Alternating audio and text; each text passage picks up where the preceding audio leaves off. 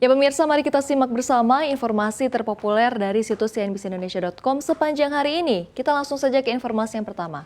APBN Republik Indonesia 2025 defisit.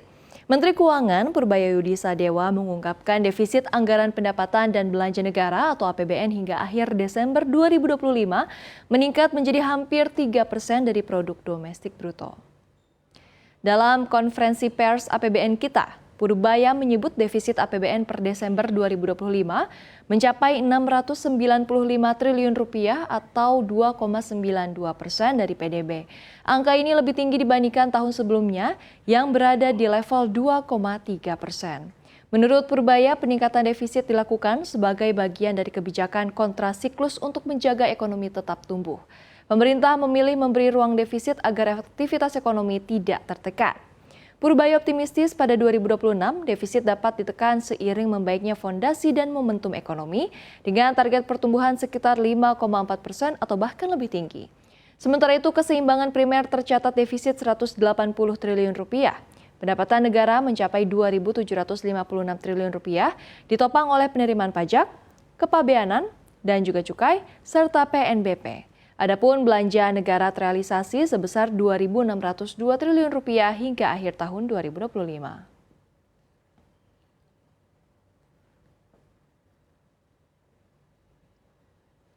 Dan kini kita beralih ke informasi terpopuler yang kedua, yakni Amerika Serikat keluar dari organisasi internasional.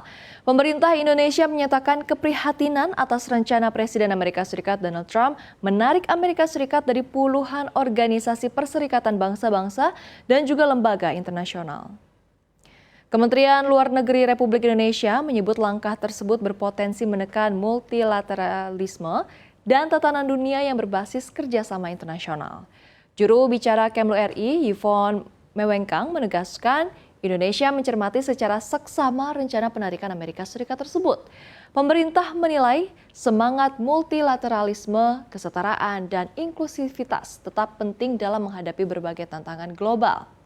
Sebelumnya, Presiden Donald Trump mengumumkan rencana penarikan Amerika Serikat dari 66 organisasi PBB dan juga internasional. Keputusan ini juga disertai penghentian partisipasi serta pemutusan seluruh pendanaan.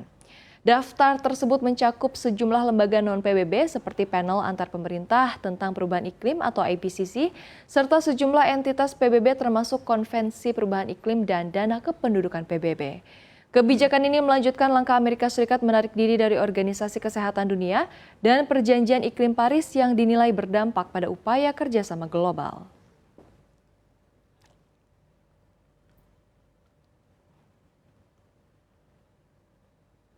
Dan kini kita simak informasi terpopuler yang ketiga, dolar Singapura terus menguat. Dolar Singapura atau SGD diproyeksikan masih memiliki ruang untuk melanjutkan tren penguatan pada tahun 2026, terutama terhadap mata uang kawasan. Kepala Ekonom OCBC Selena Ling menyebut dolar Singapura berpotensi menguat secara moderat sepanjang tahun 2026. Kondisi ini dinilai menguntungkan bagi warga Singapura, terutama yang berencana berpergian ke luar negeri karena daya beli yang lebih kuat. Sepanjang 2025, dolar Singapura tercatat menguat hampir 6% terhadap dolar Amerika Serikat. Penguatan ini menjadi modal positif untuk melanjutkan tren serupa di tahun ini. Menurut Selena Ling, salah satu faktor utama adalah arah kebijakan moneter Singapura. Meski inflasi diperkirakan sedikit meningkat pada 2026, kondisi tersebut dinilai belum cukup kuat untuk mendorong Bank Sentral Singapura mengubah kebijakannya. Dengan kerangka kebijakan nilai tukar yang masih stabil, dolar Singapura diperkirakan tetap memiliki ruang apresiasi, khususnya terhadap mata uang regional.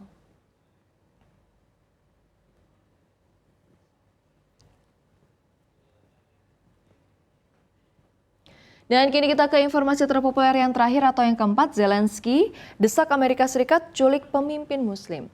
Presiden Ukraina Volodymyr Zelensky melontarkan pernyataan kontroversial dengan mendesak Amerika Serikat untuk melakukan operasi penculikan terhadap pemimpin Chechnya, Rusia Ramzan Kadyrov.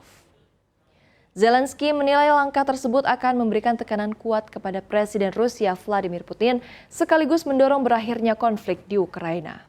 Seruan itu disampaikan saat Zelensky mendorong negara-negara barat meningkatkan tekanan terhadap Moskow. Zelensky merujuk pada tindakan Amerika Serikat terhadap Venezuela yang dinilai berlangsung cepat dan tegas sebagai contoh operasi yang bisa diterapkan terhadap Kadyrov. Menanggapi hal tersebut, Ramzan Kadyrov langsung melayangkan kecaman keras. Ia menuduh Zelensky berupaya mengacaukan proses penyelesaian perang dan menantang Presiden Ukraina itu untuk bertindak sendiri, bukan bersembunyi di balik dukungan Amerika Serikat. Chechnya selama ini diketahui sebagai salah satu daerah yang aktif mendukung Rusia dengan mengirimkan ribuan pasukan ke medan perang Ukraina.